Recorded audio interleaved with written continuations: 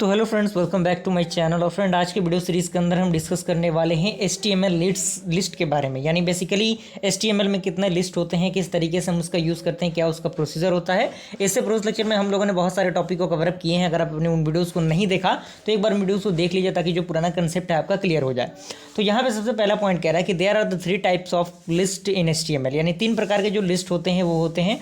पहला आपका होता है अनऑर्डर लिस्ट, जो कि आपका बुलेट्स में होता है। दूसरा होता है आपका ऑर्डर लिस्ट, जो कि नंबर्स में होता है। और तीसरा होता है आपका डिफिनेशन लिस्ट, जो कि आपका डिक्शनरी में होता है। तो सबसे पहले अनऑर्डर लिस्ट को हम किस तरीके से यूज़ करते हैं अपने HTML वेब पेज के अंदर। तो UL जो टैग होता है वही डिफाइन करता है हमारे अनऑर्डर लिस्ट को। यानी दीज आर द 3 टाइप, यानी ये 3 तरीके से यूज़ होते हैं।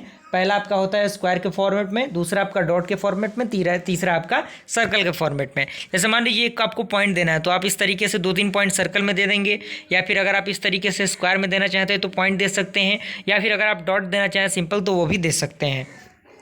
उसके बाद कह रहा है कि default bullet display by the most web browser in the full disc. यानी जो डिफ़ॉल्ट बुलेट होते हैं उनका बेसिकली यूज़ किया जाता है। तो यहाँ पे एक एग्जांपल आपका दिया हुआ है। आप इस एग्जांपल को अपने VS कोड जो भी अगर आप यूज़ करते हैं तो उसमें एक बार मतलब इसको रन करके देखिएगा कि क्या इसका आउटपुट आ रहा है। अदरवाइज इस एग्जांपल को भी आप उसमें ऐड कर सकते हैं। अगर एग्जामिनेशन वगैरह में आया तो इतना अगर लिखेंगे तो काफ़ी बेहतर होगा आपके लिए।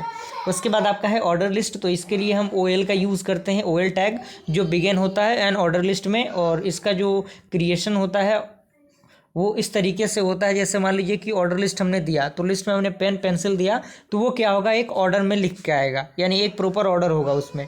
और ये जो ऑर्डर्स होते हैं वो बेसिकली 4 टाइप के होते हैं। पहला आपका होता है 4 other types of order list, जिसमें आपका 1 2 3 भी हो सकता है। और या फिर अगर हम 1 2 3 की मैं बात करूं तो इस तरीके से 1 2 3 भी हो सकता है, या फिर इस तरीके से भी ऑर्डर लिस्ट में हो सकता है।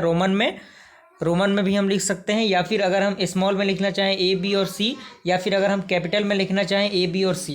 तो ये चारों जो प्रकार हैं वो आपके यूज़ किए जाएंगे ऑर्डर लिस्ट के अंदर। तो वही चीज़ें इस एग्जांपल में आपको दिखाई गई हैं। आप इस एग्जांपल को देख लीजिएगा अपने अकॉर्डिंग, काफ़ी इंपॉर्टेंट है ये।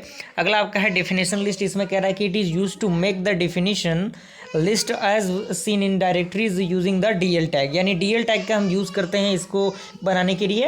एंड सेकेंड पॉइंट कह रहा है कि this list display the term word just above the definition itself for a unique link. तो इस तरीके से ये आपका जो पूरा प्रोसीजर है वो ख़त्म हुआ।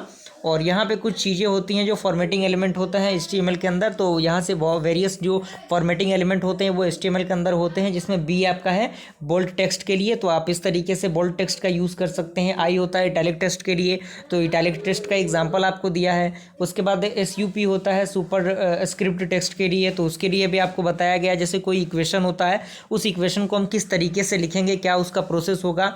या फिर अगर हम किसी इक्वेशन को लिखते हैं, जैसे किसी केमिकल रिएक्शन को लिखना होता है, तो उसके लिए हम सब का यूज़ करते हैं। तो ये सारी चीज़ें काफ़ी इंपॉर्टेंट और काफ़ी बेसिक चीज़ें हैं जिनका जानना आपके लिए बेहद ज़रूरी है। EM का हम यूज़ करते हैं इम्फेसाइज करने के लिए टेक्स्ट को, इटैलिक प्लस बोल्ड का जो मिक्सचर होता है उसके लिए।